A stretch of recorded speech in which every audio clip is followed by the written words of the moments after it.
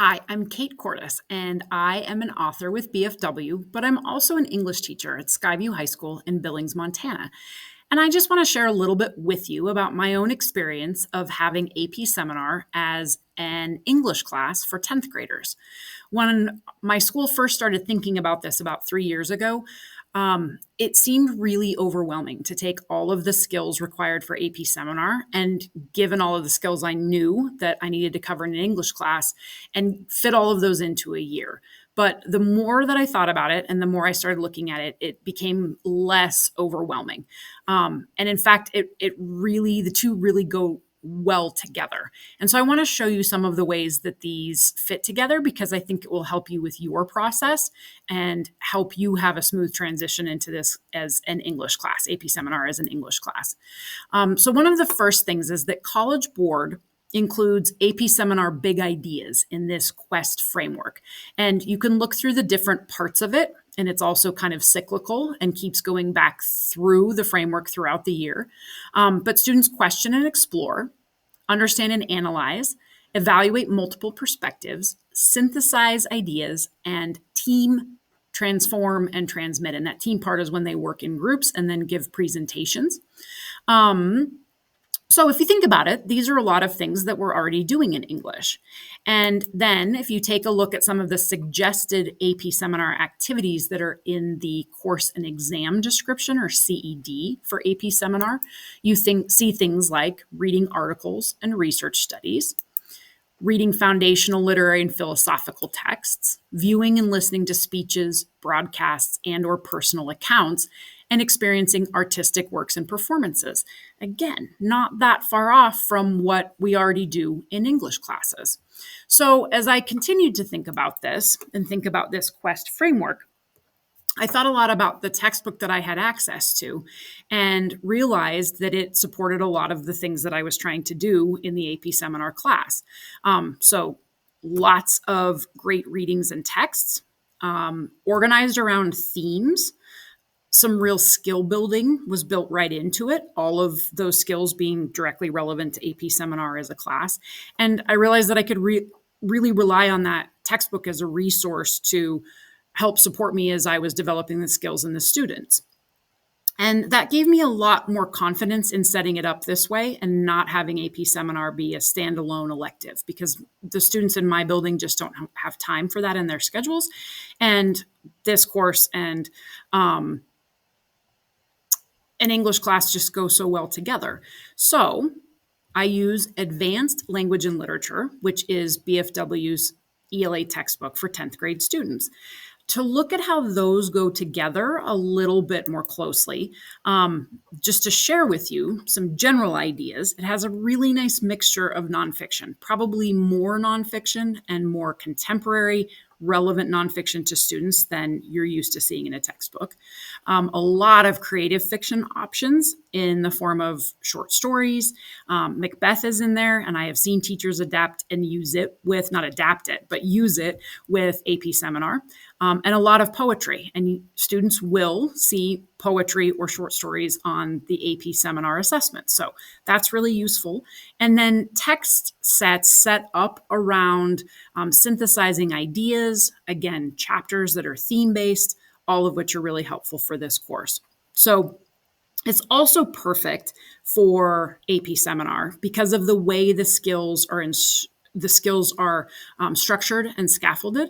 Things like close reading, developing an argument and everything that goes into that, from writing thesis statements to incorporating evidence. And most of that is in the opening chapters, and then you can continue to practice that with the later thematic-based units and chapters. Great preparation for the individual written arguments in AP Seminar, and for, in particular, as well, the end of course exam part A, where they're looking at arguments, analyzing them, breaking them down, and kind of critiquing them. Third, it also provides ample opportunities, if you get to use Advanced Language and Literature, for speaking and presenting, which, as you're getting into AP Seminar, you know is very critical to this class. So ways to prepare students for the individual multimedia presentations later in the year. And they get practice, of course, with the team multimedia presentations, usually situated earlier in the year as performance tasks 1 and 2. And again, the textbook not only embeds speaking and listening questions with each text, but also covers elements of that throughout the book. So again, another useful way to pair the two. And then I also pulled some of the skills that are just featured in the table of contents when I was looking at kind of what gets pulled out as major ideas that the table of contents cover. So how the book is structured, and came across things like making connections, asking questions, and annotating texts. All things that are very important and relevant to AP Seminar. And you can kind of compare across the list on the right and the Quest framework on the left.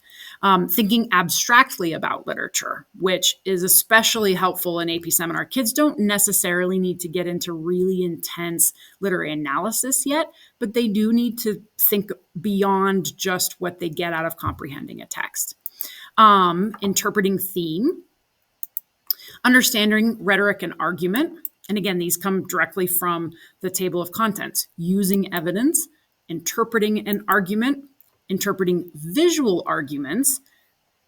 Advanced language and literature definitely features this in the opening chapters and throughout, and it's a really important skill for students in AP Seminar. And so as far as that goes, later in those opening chapters and the skills, you then get to the process of inquiry. And asking questions and then looking for answers and formulating arguments is so important to seminar. Identifying and analyzing comes in as part of this process and inquiry.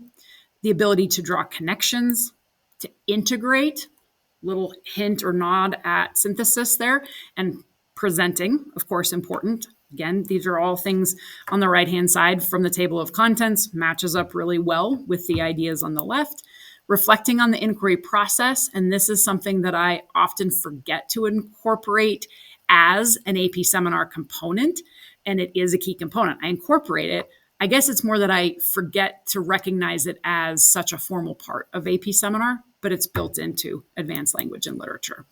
So I had such a good experience with this process that I'm now writing a guide to help teachers set up their own course for AP Seminar as a 10th grade ELA class.